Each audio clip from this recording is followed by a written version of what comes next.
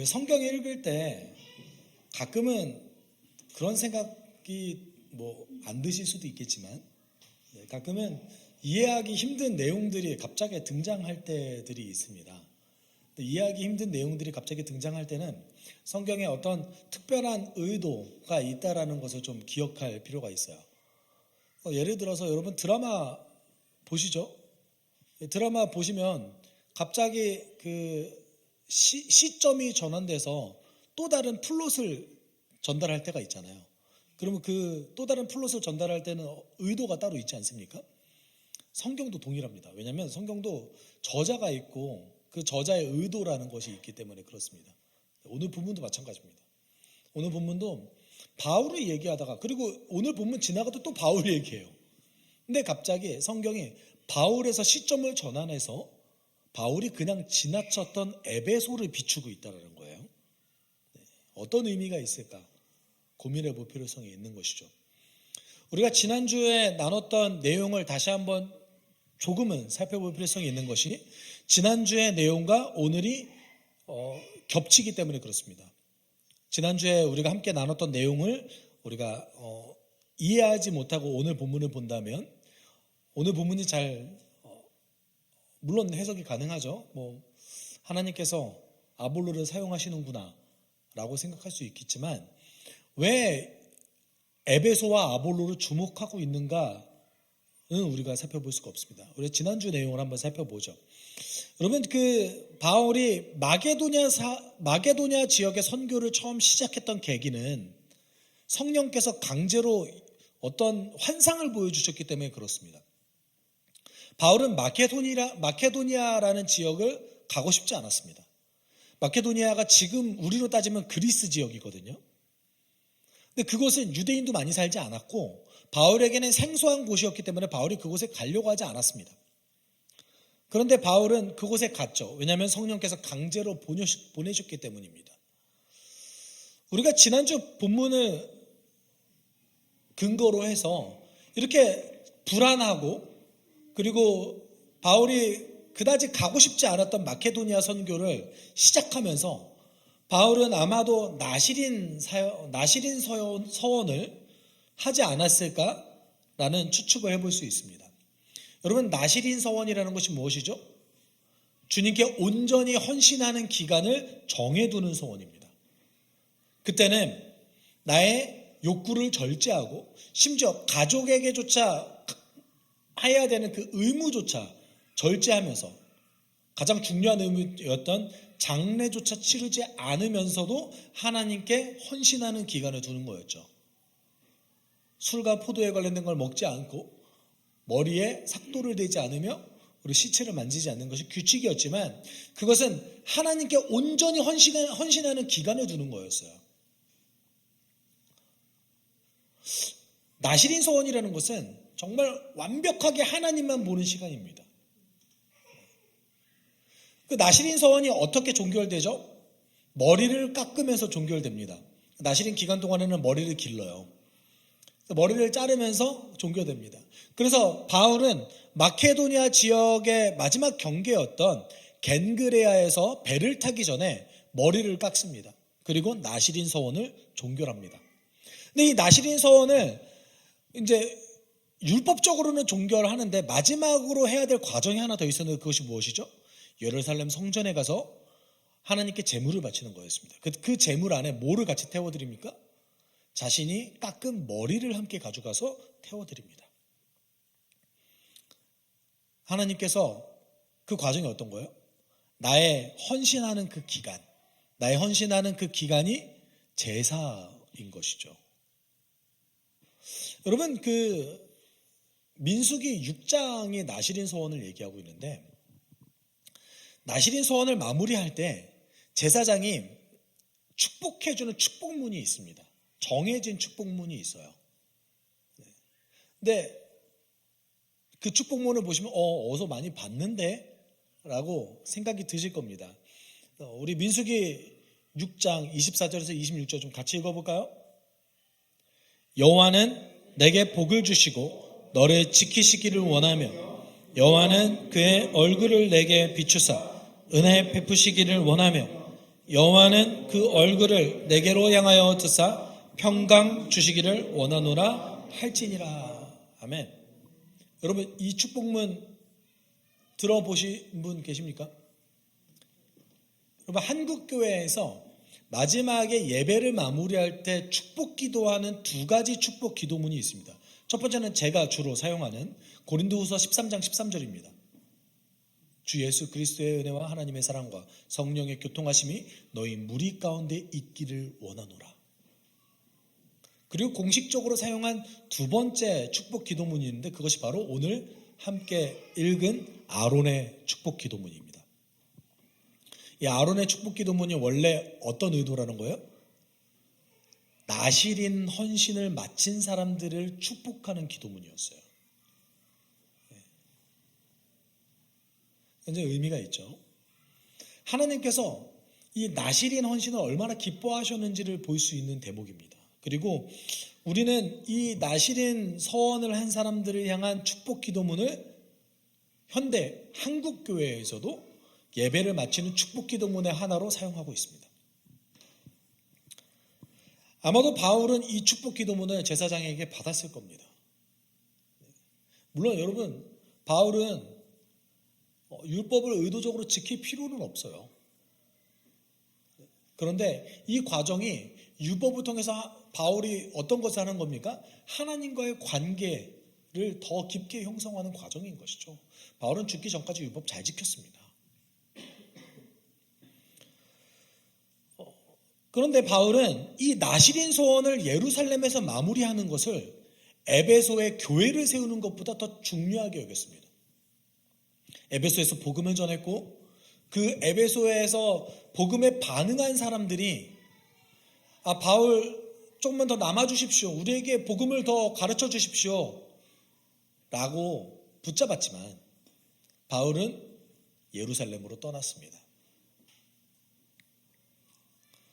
그리고 본문은 그 과정을 마무리한 것을, 바울의 과정을 마무리한 것을 보여준 다음에 오늘 시선을 전환해서 바울이 그냥 지나쳤던 에베소를 주목합니다. 우리 24절 이렇게 얘기하고 있습니다. 같이 읽어볼까요? 그런데 알렉산드리아 태생으로 아볼로라는 유대 사람이 에베소에 왔다. 그는 말을 잘하고 성경에 능통한 사람이었다. 여러분, 지금도 존재하는 도시죠. 굉장히 오래된 도시인 이집트에 있는 알렉산드리아라는 도시가 있습니다. 지중해 항구 도시이기도 하고 현재도 이집트에서 가장 중요한 도시 중 하나입니다. 카이로 다음으로 큰 도시예요. 성경에서 소개하는 그 아볼로의 배경, 오늘 24절에서 얘기하는 아볼로라는 사람의 배경을 우리가 좀 주목해 볼 필요성이 있습니다. 그가 어디 태생이래요? 알렉산드리아 태생이라고 얘기합니다. 그 알렉산드리아가 어떤 도시였냐면 여러분 알렉산더 대왕 아시죠? 알렉산더 대왕이 지중해 연안을 완전히 제패할 때에 알렉산드리아라는 그곳에 도시를 형성하기 시작합니다. 그리고 알렉산더 제국이 이제 분열되죠. 알렉산더가 갑자기 죽으면서 분열되면서 프톨레마이오스 왕국의 수도로서 알렉산드리아가 기능하게 됩니다. 이곳은 이집트에 위치하고 있지만 그리스 사람이 많은 곳이었어요. 그리고 당시 로마 시대에도 로마를 제외하고 나서 가장 큰 도시였습니다. 그러니까 로마 제국 전체에서 두 번째로 큰 도시인 거죠. 그리고 그 세계 7대 불가사의, 당시 고대 기준으로 7대 불가사의 중 하나였던 파로스 등대가 알렉산드리아에 있었습니다. 알렉산드리아에 또 하나 굉장히 중요한 어떤 건축물이 하나 더 있었는데 그것이 뭐냐면 알렉산드리아 도서관이었습니다. 그 알렉산드리아 지역에서 뭐가 많이 나왔냐면 파피루스가 많이 나왔어요. 파피루스로 종이를 만들었거든요. 그런데 알렉산드리아 도서관의 어떤 지적인 지위를 계속해서 유지하고자, 자신들의 지적인 그 위치를 유지하고자 알렉산드리아 도시는 파피루스를 독과점했습니다. 그래서 종이값이 엄청 비쌌어요. 알렉산드리아 도서관의 기록에 의하면 대략 70만 권의 도서가 있었다라고 얘기합니다. 그 시대로 따지면 엄청난 도서량이었던 거죠. 여러분 알렉산드리아는 어떤 곳이었냐면 문화, 무역, 철학, 학문의 중심지였습니다. 그리고 당연히 뭐 로마 제국에서 두 번째로 크니까 유대인들이 굉장히 많이 살았죠.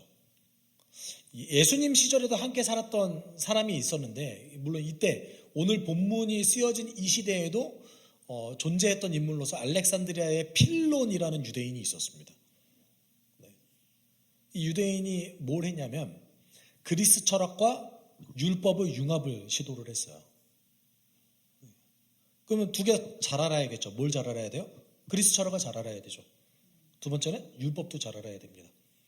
이것이 어떤 것을 뜻하고 있냐면 알렉산드리아에 있는 유대인들은 그리스 철학을 잘 알고 있고요. 율법도 잘 알고 있었습니다. 동시에 전통적인 유대인들은 이들을 싫어했어요. 왜 싫어했을까요? 그리스 철학을 받아들이니까요. 여러분 그 유대인들이 어떤 행동까지 했냐면 그리스 철학을 배척하기 위해서 반란까지 일으킨 사람들이에요. 알렉산더 제국이 이렇게 유대 지역을 점령했을 때에 엄청나게 반발했던 사람이었습니다. 그러니까 아볼로라는 사람이 이 배경을 우리가 살펴볼 때 당연히 뭘 잘 알겠어요? 그리스 철학을 잘 알고 있는 것이죠. 그리고 뭘도 잘 알고 있대요? 성경도 뭐라고 얘기하고 있어요? 능통한 사람이었더라 얘기하고 있습니다. 여러분 그 헬라어를 살펴보면 성경 그냥 능통한 게 아니라 우리가 되면 성경 박사였다. 빠삭하더라. 영어로는 mighty라는 단어를 씁니다. 이거 웬간해서 안 쓰는 단어거든요. 그냥 뭐 잘한다 정도가 아니에요.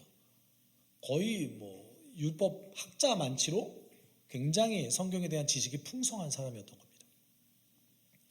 근데 율법에 대한 지식만 풍성한 것이 아니라 말을 잘하고라고 얘기하는데 여기서 그 헬라어를 살펴보면 웅변적이다라는 표현을 쓰고 있거든요. 그러니까 당시에 쓰고 있는 수사학, 논리학에 맞춰서 말하는 것이 굉장히 능숙한 사람이다라는 것이죠.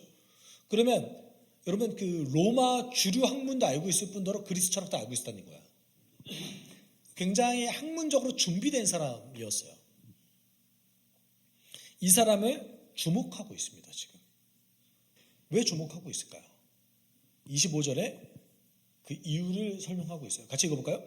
그는 이미 주님의 도를 배워서 알고 있었고 예수에 관한 일을 열심히 말하고 정확하게 가르쳤다. 그렇지만 그는 요한의 세례밖에 알지 못하였다. 그러면 이 사람이 어떤 사람이었는지를 보여주고 있는데 세례자 요한의 가르침밖에 알지 못했습니다. 그 두 가지를 알고 있었던 거죠. 예수님이 오시는 그 길을 예비했던 세례자 요한의 가르침을 알고 있었어요. 어쩌면 세례자 요한에게 세례를 받았을 수도 있습니다. 그리고 동시에 성경을 굉장히 능통하게 알고 있었습니다. 그리고 학문적으로 준비되어 있던 논리력이 있는 사람이었습니다.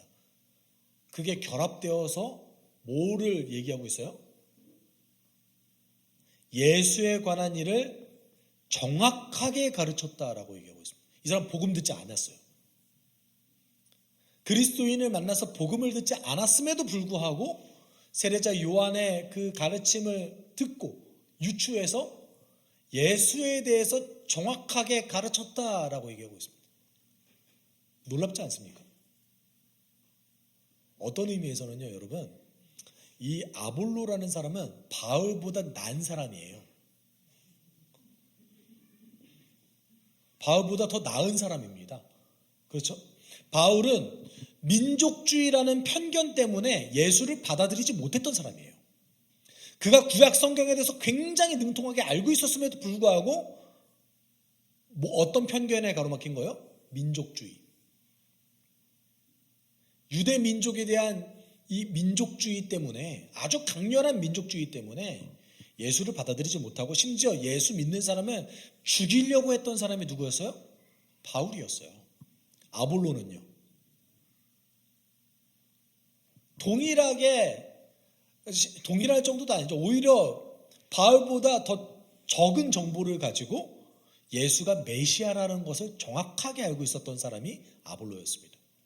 여러분 더 나은 사람 아니에요? 네. 아볼로를 주목하고서 보고 있는 것이죠.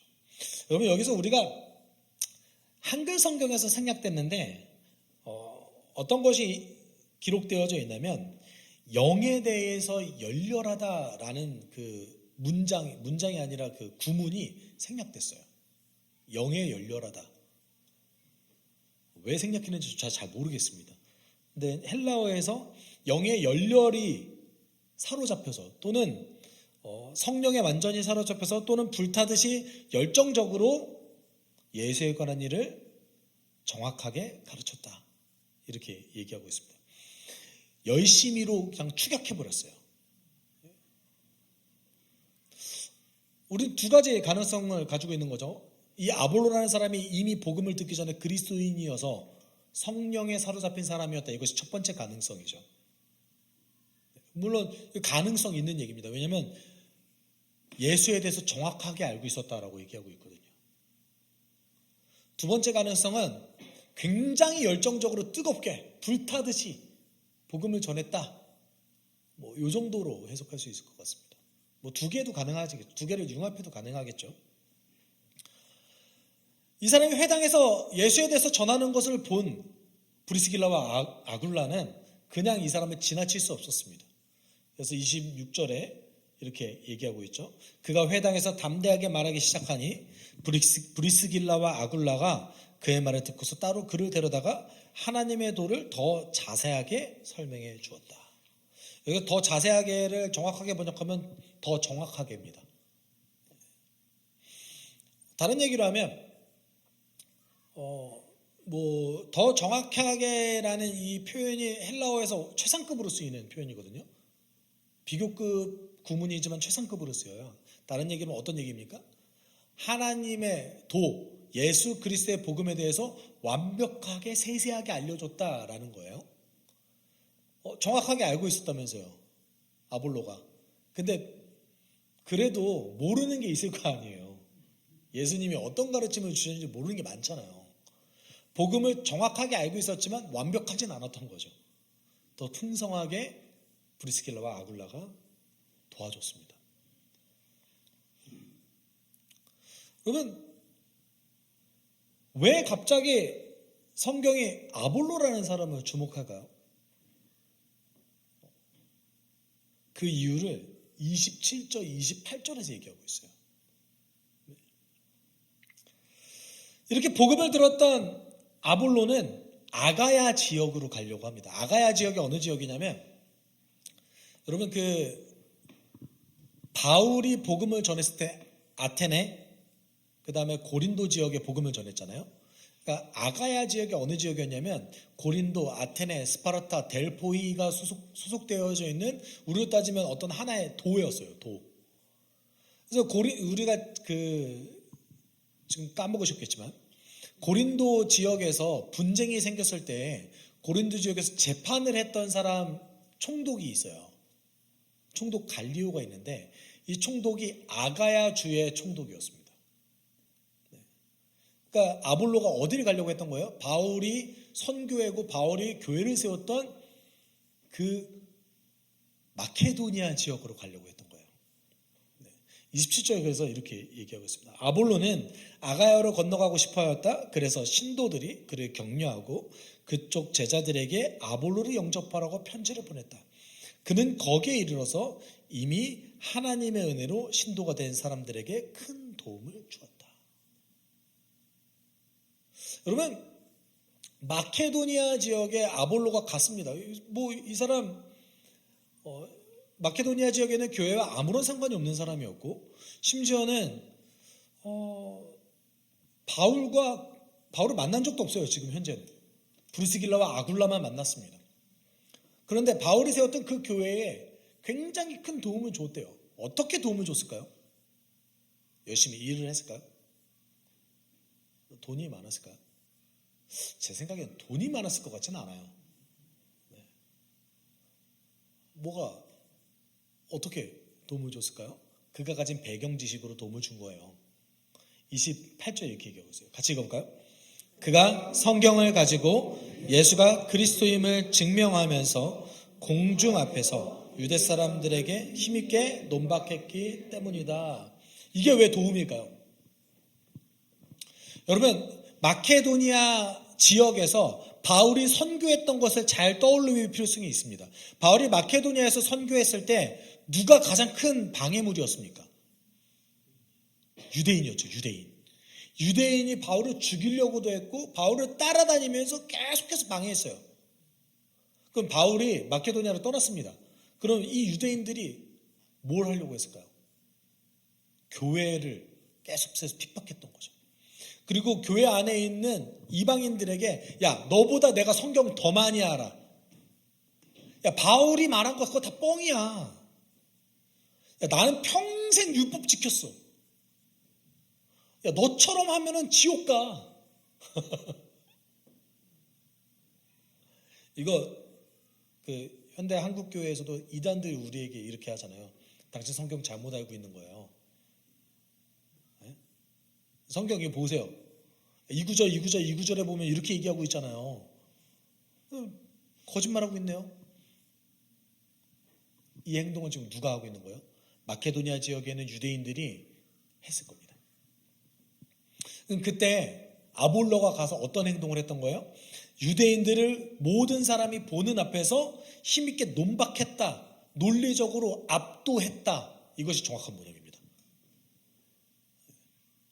그러니까 그리스 철학과 그 가지고 있는 율법 지식, 성경 지식을 총망라해서 유대인들을 논리적으로 압도했다라고 얘기하고 있습니다. 그러면 그 안에 새롭게 신자가 된 사람들 입장에서는 더 확신 있게 아, 내가 들은 이 복음이 더 맞는 거구나 생각할 수 있게 되었던 거죠. 아볼로가 그렇게 도움을 줬대요. 제가 아까도 처음 시작하면서 이런 말씀을 드렸습니다. 바울이 주인공인데 갑자기 시선을 전환해서 아볼로라는 사람을 주목하고 있어요. 특별히 아볼로가 어디에 있을 때 주목했어요? 에베소에 있을 때 주목했어요. 에베소가 어떤 지역입니까? 바울이 그곳에 교회 세우고 싶었어요. 그곳에 남아서 하나님의 도를 가르치고 싶었어요. 근데 그에겐 더 중요한 일이 있었어요. 어떤 중요한 일이에요? 하나님과의 관계. 그래서 안타까운 마음을 가지고 떠났던 그 지역을 성경은 다시 주목하고 있습니다. 그 지역에 누가 나타났어요? 아볼로가 나타났어요. 지금 어떤 얘기하고 있는 겁니까? 우리의 기대와 우리의 상상과 전혀 다르게 하나님께서 일하고 계시다는 것을 보여주고 있어요. 하나님의 일하심을 보여주고 있는 거예요. 심지어는 바울이 에베소에서 남아있을 때보다 더 좋은 길로 인도하셨다. 얘기해주고 있는 거예요. 여러분, 아볼로가 바울에게 있어서 아주 큰 선물이었습니다. 그렇잖아요. 자기가 세웠던 그 마케도니아 지역의 교회에 대해서 바울은 항상 걱정했어요. 특별히 고린도 교회에 대한 걱정을 보면 그 근심이 얼마나 컸던지. 내가 이 고린도 교회에 너무나 세게 얘기한 것 같아서 이들이 신앙에서 멀어질까 봐 밤낮 눈물로 지새웠다라고 고린도 후서가 얘기하고 있지 않습니까? 이런 거죠. 여러분 자녀가 있잖아요. 자녀에게 훈계를 했어요. 훈계를 해놓고 내가 너무 세게 얘기했나? 이런 후회 때문에 울었대요. 그러니까 바울이 마케도니아 지역에 있는 교회들을 어떻게 생각했는지를 알고 있는 거죠. 보여주고 있는 대목이에요. 그런데 누가 나타났어요? 아볼로가 나타났어요. 바울이 아볼로를 생각하면 얼마나 위로가 됐겠어요. 그래서 고린도전서 3장 5절에서 6절은 아볼로에 대해서 이렇게 얘기하고 있어요. 아볼로와 나는 여러분을 믿게 한 일꾼들이며 주님께서 우리에게 각각 맡겨주신 대로 일하였을 뿐입니다. 나는 심고 아볼로는 물을 주었습니다. 그러나 하나님께서 자라게 하셨습니다. 아볼로를 어떤 사람으로 대우고 있는 거예요? 나와 동등한 사역자다, 동역자다. 나는 마케도니아 지역에 교회를 세웠지만 그 교회에 영양분을 공급한 자는 아볼로다. 너희를 실제적으로 키웠던 사람은 아볼로다 이렇게 얘기하고 있어요. 아볼로를 굉장히 귀하게 나와 동등된 동역자로 얘기하고 있는 것이죠. 제가 앞서 말씀드렸잖아요. 아볼로가 바울보다 낫다니까요.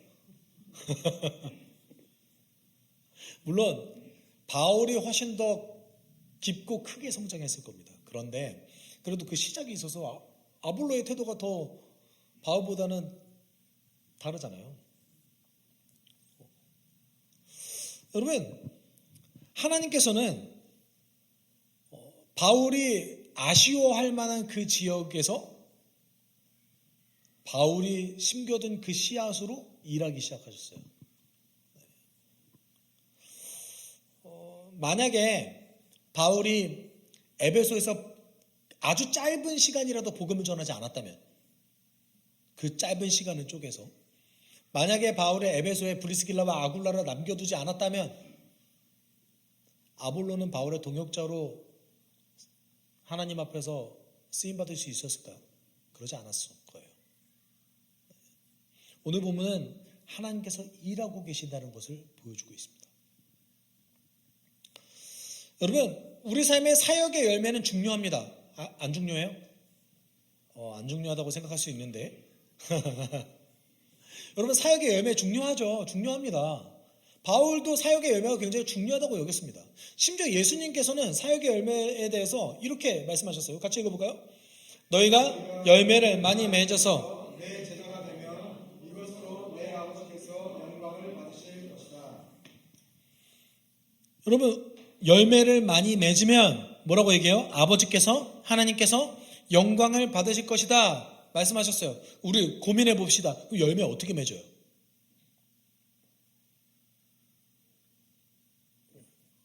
우리가 포도나무 비유, 예수께서 얘기하셨던 나는 포도나무요 너희는 가지니 너희가 내 안에 있지 않고서는 아무것도 할 수 없다. 너희가 내 안에 붙어 있어야 열매를 맺을 수 있다. 너희가 열매를 많이 맺으면 아버지께서 영광을 받으실 것이다 라고 얘기합니다. 근데 요한복음 15장에서 가장 중요한 구절이 어디에 있는지 아십니까? 우리는 열매만 생각해서 열매에 관련된 구절만 딱딱 떨어져서 그거 얘기해요. 요한복음 15장에서 가장 중요한 구절, 이 예수께서 말씀하셨던 이 비유에서 가장 중요한 구절은 요한복음 15장 1절입니다. 같이 읽어볼까요? 나는 참 포도나무요 내 아버지는 농부이시다. 열매 어떻게 맺습니까? 아버지가 일하심으로 맺어집니다. 내가 열심히 일하면 열매가 맺어져요? 아니요. 아니요. 우리 하나님께서 일하시기에 우리 삶 가운데 열매가 생기는 겁니다. 바울이 주저없이 에베소를 떠날 수 있었던 이유, 그가 사역의 열매보다 하나님과의 깊은 관계를 더 추구했던 그 이유 어디에 있습니까? 아버지가 일하신다는 것을 확신했기 때문에 그렇죠.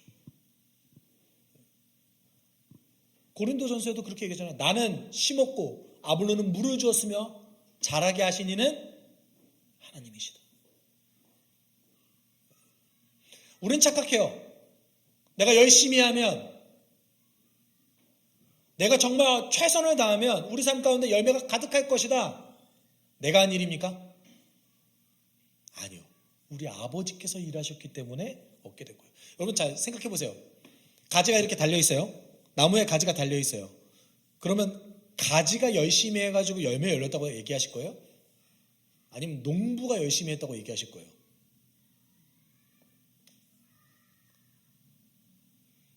알아서 되는 게 어디 있어요, 여러분? 농사 지을 때 씨만 딱 뿌리고 가만히 있으면 좋은 씨앗 열립니까? 그런 게 어디 있어요? 그렇잖아요. 농부가 정말 피땀 흘려야 좋은 열매가 맺히는 거예요. 가지도 잘라줘야 되고요. 그렇죠?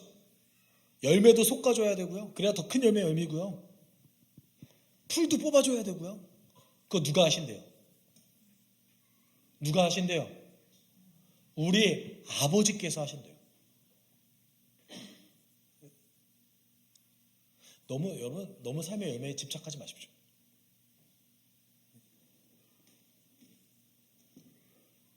그래서 너희가 나에게 잘 붙어 있으면 너희가 열매 맺을 것이다 라고 예수께서 말씀하신 거예요.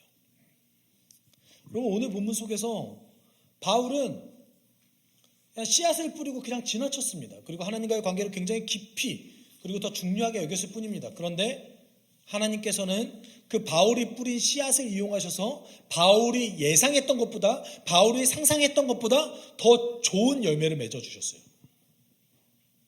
여러분, 이게 하나님께서 하시는 방법이에요. 우리가 교회에서 열심히 헌신하고, 특히 이거는 저도 동일합니다. 저도 동일해요. 그래서 정말 열심히 헌신하고 성장하고 교회에서 어떤 역할을 맡을 때 우리가 이런 의미에서 바울의 태도를 좀 배울 필요성이 있어요. 우리는 이렇게 생각합니다. 제가 좀 변했으면, 그렇죠? 저 사람이 좀 변했으면 좋겠다. 여러분, 전도할 땐 또 어떻게 생각했어요? 저 사람이 마음을 바꿔먹어서 교회 좀 나왔으면 좋겠다. 내 가족이 변했으면 좋겠다. 이렇게 생각하고 소망하고 기도하죠. 이게 잘못됐다는 게 아닙니다. 그런데 더 중요한 게 있어요. 그 중요한 게 뭡니까? 내가 좀 변해야겠다.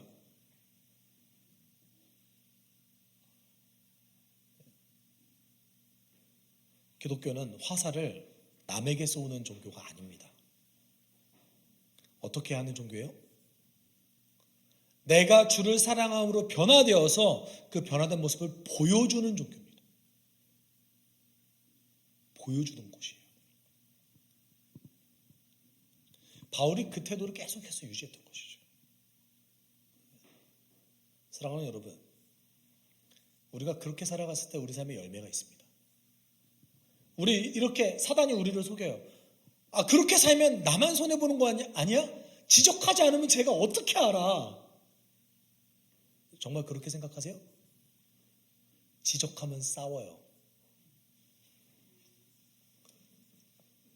아니에요? 맞아요. 지적하면 싸워요.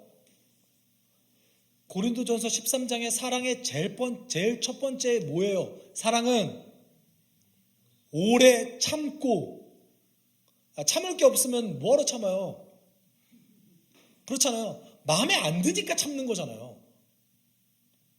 우리가 사랑에 대해서 굉장히 착각하는 게 뭐냐면 마음에 이렇게 딱 꽉 맞아야지만 이 사람을 사랑한다고 여기거든요. 이거 철저하게 비성경적입니다. 생각해보세요. 사랑은 오래 참는데 이 사람 마음에 드는 거예요, 안 드는 거예요? 안 드는 거예요. 그렇잖아요. 마음에 드는데 왜 참아요? 마음에 들면 그냥 좋다. 받아들이죠. 그냥 수용하죠. 용납은 왜 합니까?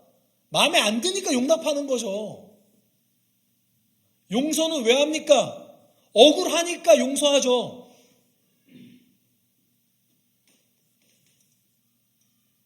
사랑은 고통을 수반합니다. 우리의 태도에 어떤 것이 중요합니까? 저 사람이 변했으면이 아니라 뭐 먼저 해야 돼요? 내가 주 앞에서 깊어지고 변화되길. 내가 더 주를 사랑해서 내가 주를 더 알게 돼서 그를 따라갈 수 있기를, 그 삶에 하나님께서 개입하시고 일하십니다. 오늘 보면 그거 너무나 잘 보여주고 있어요.